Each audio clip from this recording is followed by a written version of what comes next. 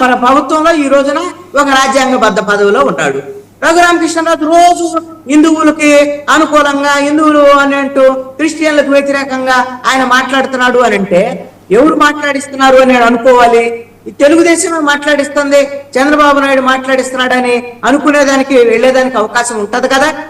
మరి తెలుగుదేశం జగన్మోహన్ రెడ్డి కూడా ఉండొచ్చు కదా సార్ వెనకాల. జగన్మోహన్ రెడ్డి కూడా ఉండొచ్చు కదా వెనకాల. ఒక చంద్రబాబు గారిని ఎందుకు అనాలి మీరు? ఖచ్చితంగా జగన్మోహన్ రెడ్డి ఉంటాడండి, నో డౌట్. ఎందుకు అనంటే ప్రభుత్వం ఇప్పుడు ఎవరి మీద విమర్శలు చేస్తున్నాడు? శ్రవణ్ కుమార్ వచ్చినా లేకపోతే సునీల్ కుమార్ వచ్చినా ప్రభుత్వమేనే, కూటమి ప్రభుత్వమేం చేస్తాడు. కూటమి ప్రభుత్వం దళితులకు అన్యాయం చేస్తుంది, క్రిస్టియన్లకు అన్యాయం చేస్తుంది. మీరు అప్పుడు సుధాకర్ ఇవన్నీ జరిగినాయి కదా వైఎస్ఆర్ కాంగ్రెస్ పార్టీ ప్రభుత్వంలో. ఇప్పుడు దళితుల మీద ఏ విధంగా దాడులు జరుగుతున్నాయి, అన్యాయం జరుగుతుందని మాట్లాడతారు. మాట్లాడితే లాభం ఎవరికి జరిగిద్ది? వైఎస్ఆర్ కాంగ్రెస్ పార్టీకే లాభం జరిగిద్ది.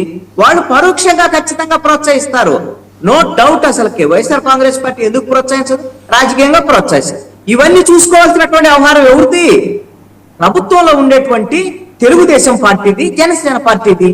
మరి దీన్ని చూసుకోకుండా ఈ రోజున ఒక అవకాశం, ఈ రోజున రఘురామకృష్ణరాజు రూపంలో తెలుగుదేశం పార్టీ వాళ్ళకి అవకాశం ఇస్తుంది. అటు వైఎస్ఆర్ కాంగ్రెస్ పార్టీకి, ఇటు శ్రవణ్ కుమార్ కి, సునీల్ కుమార్ కి, వీళ్ళందరికీ అవకాశం ఇస్తుంది. నేను అనుకుంటాను ఇది తెలుగుదేశం పార్టీ చేతకాంతనమా, లేదు అనంటే కావాలని మరి రఘురామకృష్ణరాజును ప్రోత్సహిస్తున్నా, లేదు అనంటే బీజేపీ ఎజెండా కాబట్టి బీజేపీ ఎజెండాకు అనుగుణంగా రఘురామకృష్ణరాజు మాట్లాడుతుంటే ఏమి చేయలేని, గత్యంతరం లేనటువంటి పరిస్థితిలో ఈ రోజున తెలుగుదేశం పార్టీ మాట్లాడలేనటువంటి పరిస్థితి ఉందా? ఇది ఒక తెలుగుదేశం పార్టీ 40 ఏళ్ల చరిత్ర కలిగినటువంటి తెలుగుదేశం పార్టీ. ఎన్టీ రామారావు ఆ రోజున మతాలకు అతీతంగా వ్యవహరించినటువంటి తీరు గాని, వ్యవహారం గాని తెలుగుదేశం పార్టీ వ్యవహరించేది ఎప్పుడు మతపరమైనటువంటి రాజకీయాలు చేయలేదు తెలుగుదేశం పార్టీ. మరి ఇప్పుడు రఘురామకృష్ణరాజు వల్ల అలాంటి మచ్చొచ్చేటువంటి పరిస్థితి ఉన్నా సరే ఎందుకు తెలుగుదేశం పార్టీ అదుపు చేయలేకపోతుంది రఘురామకృష్ణరాజుని? ఏముంది, తెలుగుదేశం పార్టీ ఇచ్చినటువంటి ఒక ఎమ్మెల్యే సీట్ ఇస్తే అతను ఎమ్మెల్యేకి గెలిచి ఏముందండి, అతను ఎమ్మెల్యేగా ఇప్పుడు తెలుగుదేశం పార్టీ కాదంటే అతని దగ్గర ఏముంది? మరి అలాంటప్పుడు ఎందుకు భయపడుతుంది రఘురామకృష్ణరాజుకి? అంటే రఘురామకృష్ణరాజు వెనకాల ఏదో బలమైనటువంటి శక్తి ఉందని తెలుగుదేశం పార్టీ కూడా భయపడుతుందని నాకు అనుమానం కలుగుతుంది. ఆ బలమైనటువంటి శక్తి ఏముంటది? ఇంకా తెలుగుదేశం పార్టీ భయపడేటువంటి బలమైనటువంటి శక్తి బీజేపీ అయ్యి ఉండొచ్చేమో. ఆంధ్రప్రదేశ్ లో బీజేపీ ఈ విధంగా రాజకీయాలు కనపడకుండా తెర వెనక కుట్ర రాజకీయాలు చేసి ప్రజల మధ్య ఈ విధమైనటువంటి ఘర్షణ వాతావరణం సృష్టించేటువంటి ప్రయత్నం చేస్తుంది. నాకు ఒక డౌట్ ఉంది, మీరు క్లారిఫై చేయాలి సీనియర్ జర్నలిస్ట్ గా. అసలు ఈ చంద్రబాబు గారు, జగన్మోహన్ రెడ్డి గారు వీళ్ళందరూ పక్కన పెడితే open society foundation Jada Shravan వెనకాల ఉన్నది George Soros open society foundation, who is part of deep state. సౌత్లో ఇప్పటిదాకా డీప్ స్టేట్ తన యాక్టివిటీస్ని ఇగ్నైట్ చేయాల. వాళ్ళకి ఇప్పుడు ఒక అదును వచ్చింది. అదును వచ్చినప్పుడు దాని అడ్వాంటేజ్ తీసుకొని ఇప్పుడు మణిపూర్లో మాథ్యూ వ్యాండెక్ను దించారు, సిఐఏ ఏజెంట్ని. ఇక్కడ కూడా ఎవరన్నా అలాంటి ప్రయత్నాలు చేసి మతపరమైన ఘర్షణలు రచ్చగొట్టడం అనేది డీప్ స్టేట్ యొక్క వాళ్ళ ఫండమెంటల్ ప్రిన్సిపల్ వాళ్ళది. అలాంటిది ఏమైనా డీప్ స్టేట్ ఇన్వాల్వ్ అయ్యి ఉండొచ్చా? మన అనవసరం వీళ్ళిద్దరిని ఎందుకు అనుకోవాలి? ముఖ్యమంత్రి గారిని, మాజీ ముఖ్యమంత్రి గారిని, ఆ ఇన్వాల్వ్మెంట్ కూడా ఉండొచ్చు కదా. మతపరమైనటువంటి ఘర్షణలో రేపెట్టేటువంటి విధంగా ఎవరు ప్రయత్నం చేసినా రఘురామకృష్ణరాజు మాట్లాడిన ఖచ్చితంగా తప్పు. ఇప్పుడు శ్రవణ కుమార్ బహిరంగ సభలో మాట్లాడినటువంటి మాటలు చట్ట వ్యతిరేకమైన, రాజ్యాంగ వ్యతిరేకమైనటువంటి చర్యలు. ఇది ప్రజాస్వామ్యంలో ఈ విధమైనటువంటి బెదిరింపులు, చంపేస్తాం, పూసేస్తాం, నరికేస్తాం, కాళ్ళు తీసేస్తాం అనే బెదిరించడం అనేటువంటిది మంచిది కాదు. దీనివల్ల క్రిస్టియన్లకు కూడా నష్టము. కేవలము ఇది జడా శ్రవణ కుమార్కి రాజకీయంగా ఏమైనా లాభం జరిగిద్దేమో తప్ప క్రిస్టియన్లకు ఏ విధమైన లాభం జరగదో, నష్టం జరిగేదానికి అవకాశం ఉంటుంది. ఇలాంటి వాళ్ళ వల్ల నష్టం జరుగుతుంది క్రిస్టియన్లకు అనేటువంటి విషయం బహుశా క్రిస్టియన్లకు కూడా తెలుసు. అందుకనే పెద్ద ఎత్తున ఏమీ ర్యాలీ అవ్వాల. రాష్ట్రంలో ఉన్నటువంటి క్రిస్టియన్లు అందరూ ఏమి సభకు వచ్చినటువంటి పరిస్థితి ఏమీ లేదు. పాస్టర్ల కన్నా పోలీసులు ఎక్కువ వచ్చారంటున్నారు. జడా శ్రవణ్ కుమార్ రాజకీయ పరమైనటువంటి అంశంగా దీన్ని ఉపయోగించుకుంటున్నాడు. ఇటు రఘురామకృష్ణరాజు ఉపయోగించుకుంటున్నాడు. రాష్ట్రాన్ని నాశనం చేసేటువంటి ప్రయత్నం వీళ్ళు ఇలాంటి వాళ్ళు అందరూ కలిసి చేస్తున్నారు. ఈ విషయంలో నేను తప్పు పట్టేది ఆంధ్రప్రదేశ్ ప్రభుత్వాన్ని. మీకు ప్రభుత్వం ఈ రోజున బాధ్యత ఉంది. ఇప్పుడు రఘురామకృష్ణరాజు మాట్లాడినా తప్పనండి. మీ ఎమ్మెల్యే అయితే మీరు ఖండించండి, మీరు పిలిచి మాట్లాడండి, హెచ్చరించండి. అదే విధంగా శ్రవణ కుమార్ మాట్లాడితే చట్ట వ్యతిరేకం ఉంటే కేసు పెట్టండి. ఈ రెండు చేయటంలా ఇది ఒక చేతకాని ప్రభుత్వం అండి. సేవ లేనటువంటి ప్రభుత్వం, ప్రజలకు మేలు చేయలేనటువంటి ప్రభుత్వం. పిలుస్తారులేండి, పిలుస్తారు. ఖచ్చితంగా ఇలాంటి ప్రభుత్వం వల్ల అలా కాదు. ఇటు క్రిస్టియన్లకు నష్టం జరిగింది, హిందువులకు జరిగింది, కృష్ణాంజనేయులు ఆంధ్రప్రదేశ్ ప్రజలందరికీ నష్టం జరిగింది. కృష్ణాంజనేయులు గారు పిలుస్తారు, పిలిచి మాట్లాడతారు, ముందర ఆగ్రహిస్తారు, తర్వాత వాళ్ళ ఆగ్రహాన్ని ఇది పత్రికా ప్రకటన సీరియస్ అయ్యారు, ఇలాంటి వార్తలే రావట్లేదు. ఉంటారు, 4-5 పేజీలు ఉంటాయండి. కాదు, మీరు తిరువురు ఎమ్మెల్యే గారి విషయంలో సీరియస్ అయ్యారనే లీకులు కూడా లేవు. అదే తిరువురు ఎమ్మెల్యే గారి విషయంలో 4-5 దశలు ఉన్నాయి కదా, లార్వా ప్యూపా కొసెస్ దశ, అలా 4-5 ఫేజ్లు అయిన తర్వాత మీ మీద యాక్షన్ తీసుకుంటామని పిలిపించి బహిరంగంగా హెచ్చరించి కన్నెర చేసి పంపిస్తారు. అలాంటివి ఉంటాయి, నిదానంగా ఉంటాయి. ఒకసారి సురేష్ గారు, ఏమండి ఇప్పుడు జగన్మోహన్ రెడ్డి గారు రాజకీయం చేసుకోవడానికి చాలా అంశాలు ఉన్నాయి కదా, ఏ రైతుల అంశాలు ఉన్నాయి, పిల్లల స్కూల్ ఫీజులు, లేకపోతే అమ్మ ఒడి, ఇలాంటి ఈ మతపరమైన రాజకీయాల్లోకి జగన్మోహన్ రెడ్డి గారు ఇన్వాల్వ్ అవ్వాల్సిన అవసరం ఏముందండి మీ పార్టీ?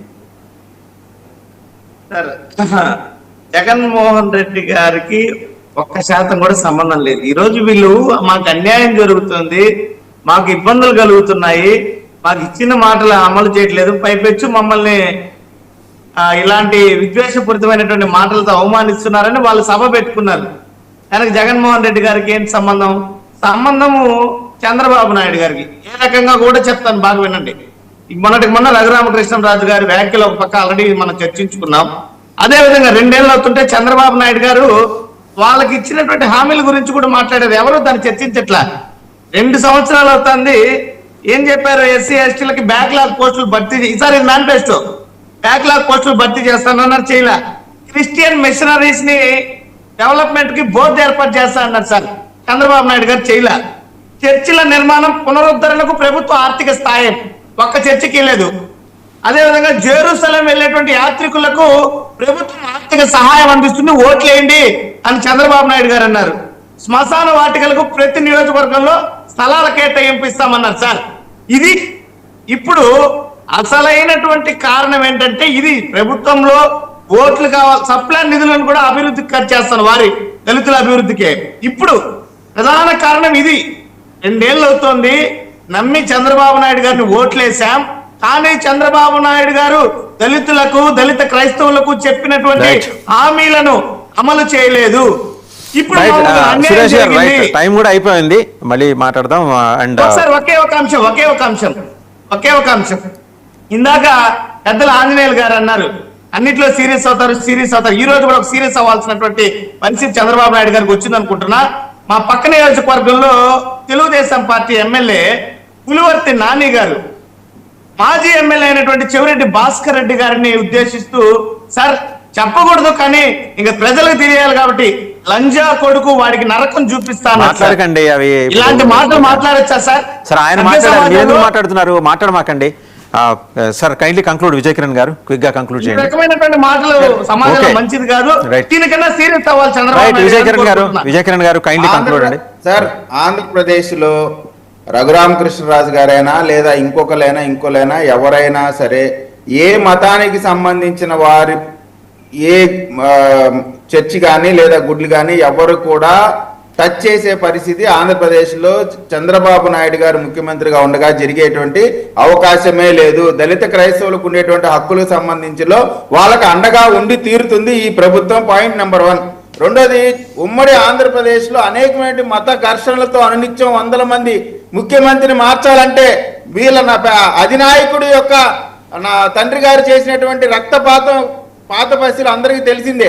అటువంటి కార్యక్రమాలు జరిగే ఆ టైంలో ముఖ్యమంత్రి అయినటువంటి చంద్రబాబు నాయుడు గారు మత ఘర్షణల్ని ఉమ్మడి ఆంధ్రప్రదేశ్లో ఏ విధంగా అణిచివేశారో మీకు తెలియంది కాదు.